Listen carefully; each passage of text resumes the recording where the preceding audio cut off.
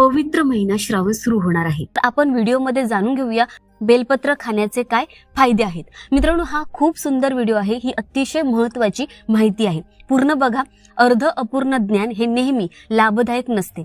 जेव्हा भगवान शिवशंकर भोलेनाथजींच्या शिवलिंगावर बेलपत्र अर्पण केले जाते, तेव्हा ते बेलपत्र नाही तर ते भगवान शिवाचा प्रसाद बनते, जे असाध्य रोग बरे करण्यास मदत करते, तुमच्या वेदना दूर करण्यासाठी आणि तुमच्या जीवनातील सर्व समस्या दूर करण्यासाठी। कारण बेलपत्र हे देवाला अर्पण मानले जाते, त्यामुळेच ते तुमच्यासाठी अमृत सारखं बनतं। मग शिवलिंगावर चढवलेले बेलपत्र नियमित खाण्याचा काय फायदा? आपल्या जीवनात कोणते बदल होतात? तर मित्रांनो, भगवान शिवावर अर्पण केलेले बेलपत्र खाल्ल्याने शरीरातील सर्व प्रकारचे रोग व दोष दूर होतात।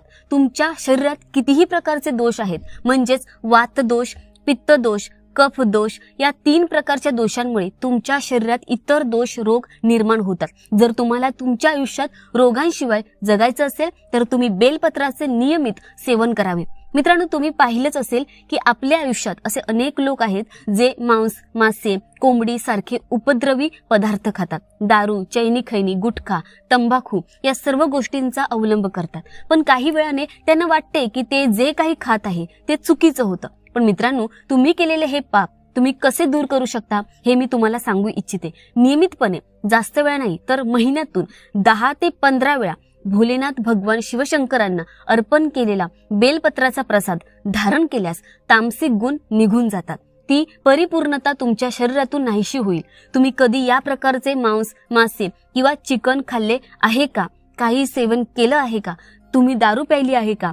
तर जर तुम्हाला या पापापासून मुक्ती मिळवायची असेल तर तुमच्यासाठी रोज बेलपत्राचे सेवन करणे गरजेचं आहे। याचं सेवन केल्याने शरीर शुद्ध होते, तुमचे अशुद्ध शरीर पूर्णपणे निरोगी करण्यासाठी तुम्ही पूर्णता प्राप्त करता। भगवान शिवशंकर भोलेनाथ यांचा हा प्रसाद स्वीकारणे तुमच्यासाठी खूप महत्त्वाचं आहे। आजपासून सुरुवात करा। रोज 5 बेलपत्र पाने खा, सकाळी 3 आणि संध्याकाळी 2। बेलपत्र खाल्ल्याने तुमचे नशीबही बदलू लागेल, तुमचे नशीब बलवान होईल। मित्रांनो, जेव्हापासून तुम्ही बेलपत्र खायला सुरुवात कराल, तुमचे दुर्दैव भाग्यात बदलेल, तुमचे नशीब पुन्हा तुमच्यानुसार वाटचाल करू लागते। यानंतर आयुर्वेदात असेही सांगितले आहे की बेलपत्र खाल्ल्याने तुमचे रक्त शुद्ध होते। रक्ताशी संबंधित कोणताही आजार असल्यास रोज 5 बेलपत्र खावीत।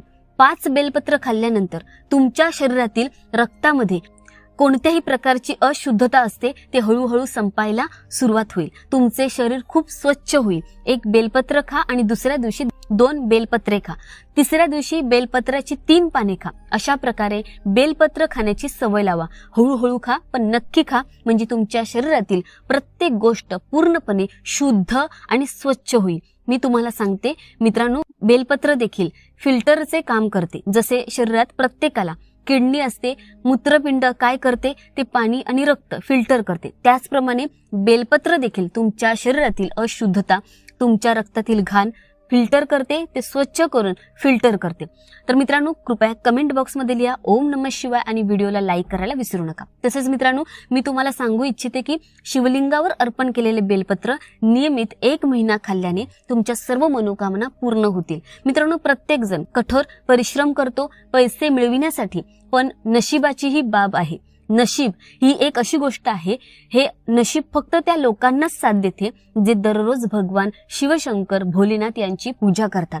ज्यांच्यावर भगवान शंकराचा आशीर्वाद असतो त्यांना कधीही कोणत्याही प्रकारची समस्या येत नाही, कोणत्याही प्रकारचा आजार नाही आणि पैशाची कमतरता नाही। मित्रांनो, तुमच्या आयुष्यात आनंद कमी आहे, तुमच्याकडे पैसा आहे पण सुख नाही, शांतता नाही। आज तुमच्या मनात नेहमीच एक समस्या असते की काही प्रकारचे गोंधळ कायम राहिल्यास विश्वास ठेवून बेलपत्राचे सेवन करा, तुमचे मन नेहमी शांत राहील, कोणत्याही प्रकारची अडचण येणार नाही। आजकाल ते दैनंदिन जीवनात दिसून आले आहे। लोक छोट्या छोट्या गोष्टींवर चिडतात, राग येऊ लागतो, घरात राहणाऱ्या लोकांशी ते भांडायला लागतात, मग तुम्ही त्यांना वाटेल ते करा, फक्त शांत होत नाही। यामुळेच बेलपत्राचं सेवन केल्यास या सर्व समस्या दूर होतील। तसेच मित्रांनो, मी तुम्हाला सांगू इच्छिते की बेलपत्राचे सेवन केल्याने सांसारिक आसक्ती संपुष्टात येतात। तुम्हाला जास्त पैसे कमवायचे नाहीत, मग तुम्ही जितके पैसे कमवत आहात त्यात तुम्ही आनंदी व्हाल, समाधानी राहाल। मित्रांनो, मी तुम्हाला सांगू इच्छिते की भगवान शिवशंकरांचा प्रसाद जर तुम्ही ते स्वीकारले तर तुमच्या जीवनातील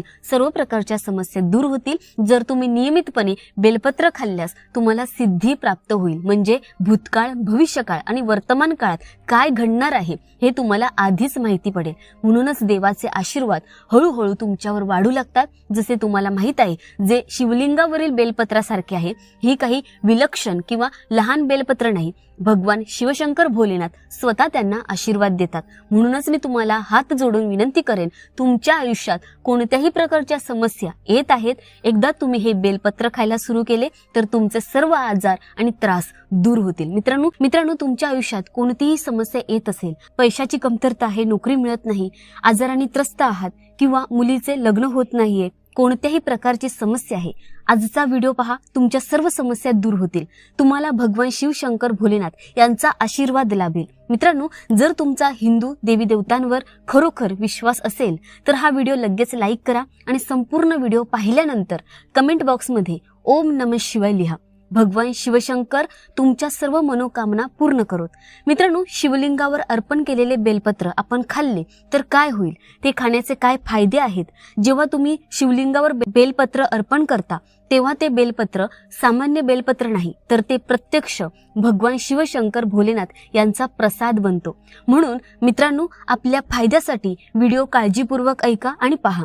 मी तुम्हाला सांगते की आपल्या धार्मिक शास्त्रात असे म्हटले आहे की शिवलिंगावर अर्पण केलेले बेलपत्र ते 6 महिने शिळे मानले जात नाही. होय, शिवलिंगावर बेलपत्र अर्पण केल्यानंतर ते पुन्हा धुवून तेच शिवलिंगावर 6 महिने अर्पण करता येते.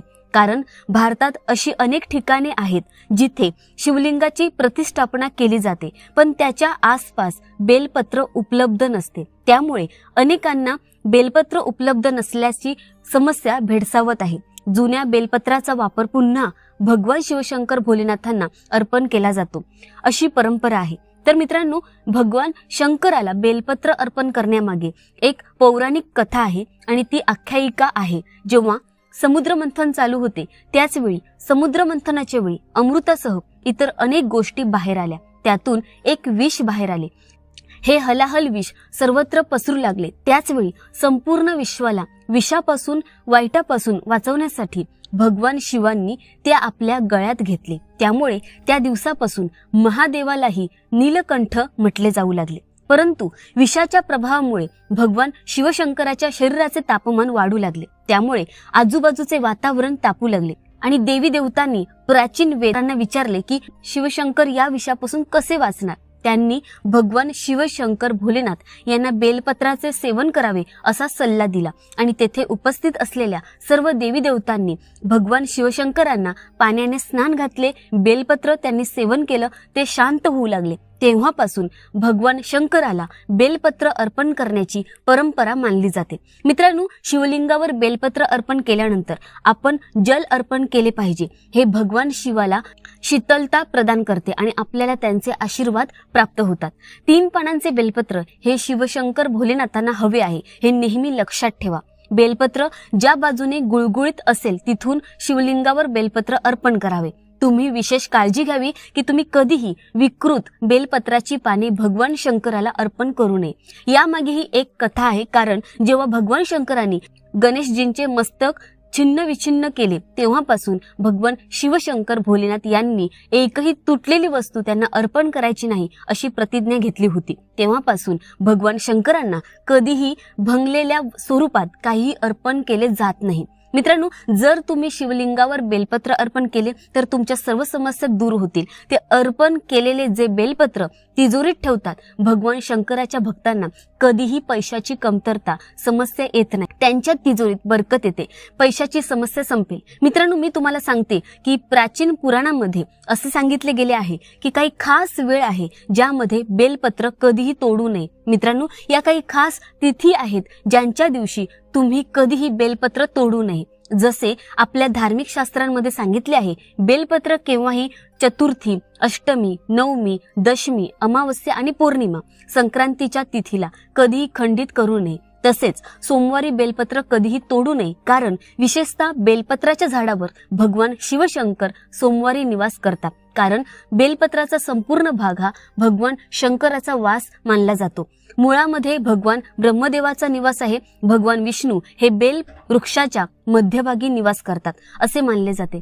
म्हणून मी तुम्हाला सांगते की बेलपत्राची वेल त्याच्या पानांमध्ये शक्ती असते, म्हणजे आपल्या सर्व देवी देवतांची शक्ती त्यात सामावलेली आहे. त्यामुळे सोमवारी कधीही बेलपत्र तोडू नये. मित्रांनो, या व्यतिरिक्त तुम्ही दररोज दुपारी 12 नंतर बेलपत्र कधीही तोडू नये किंवा धार्मिक शास्त्रात असे लिहिले आहे. तरीही जर तुम्ही दुपार 12 नंतर बेलपत्र तोडले तर तुमच्याकडून पाप होईल याची खात्री आहे. मित्रांनो, आता प्रश्न येतो की बेलपत्राची उत्पत्ती कशी झाली, जाणून घेऊया. मित्रांनो, स्कंद पुराणानुसार एकदा माता पार्वतीच्या घामाचे काही थेंब मध्यांचल पर्वतावर पडले होते. यामुळे तेथे एक वनस्पती वाढली जी पुढे बेलपत्र म्हणून ओळखली गेली आणि बेलपत्र म्हणून पूजनीय झाली. शेवटी मी तुम्हाला सांगू इच्छिते की तुम्हाला आमचा हा व्हिडिओ कसा वाटला, की हे चॅनल लोकांच्या हितासाठी आणि लोककल्याणासाठी, सर्व माहिती मिळवण्यासाठी, लोकांना मदत करण्यासाठी तयार करण्यात आले आहे. तुम्ही या चॅनलला सबस्क्राईब करा, व्हिडिओला लाईक करा आणि जर तुमचा भगवान शिवशंकरावर मनापासून विश्वास असेल तर ओम नमः शिवाय, जय शिवशंकर भोलेनाथ कमेंट बॉक्समध्ये जास्तीत जास्त लिहा. धन्यवाद. श्री स्वामी समर्थ. ओम नमः शिवाय.